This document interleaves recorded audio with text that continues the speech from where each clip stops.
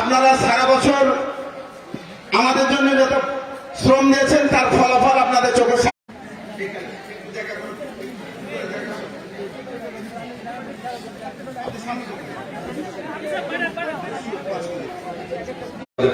পাগড়ি এবং বোরকা প্রদান করা হবে একথা আমি আমার বক্তব্যের মাঝেই ইঙ্গিত দিয়েছিলাম। আপসে আপনারা কথা বলবেন না। আমার হাফেজ এবং হাফেজা এই হাফেজ আমি আমার বক্তব্যের মাঝেই বলেছিলাম যে আপনারা দেখছেন 12টা ছেলে মাথায় পাগড়ি প্রদান করা হয়েছে এবং একটা ছেলে অনুপস্থিত আছে, তার আব্বা করেছে।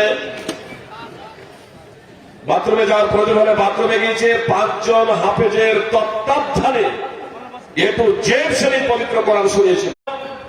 তোমাদেরকে অব্যাহত ধারায় এই কোরআন অধ্যয়ন করতেই থাকতে হবে আল্লাহ তাআলার সন্তুষ্টি অর্জনের লক্ষ্য এবং উদ্দেশ্যে।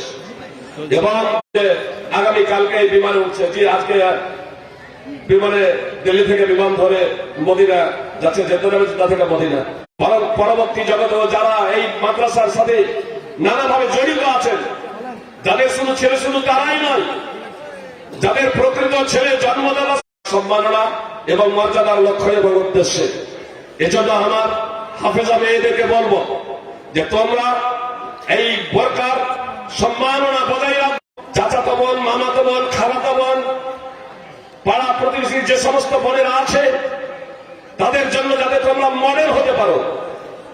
তোমার মাদ্রাসার যারা কর্তৃপক্ষ আছে, যারা দাতা আছে, যেখানেই তোমরা থাকে না কেন, বিশেষভাবে তাদের জন্য সদা সর্বদা তাদের দুনিয়া মোল্লাপাড়া তথা হোসেননগর এলাকাবাসী এবং আশপাশে যে সমস্ত গ্রামগুলো আছে সেই সমস্ত মানুষের বৃহত্তর অবদান রয়েছে।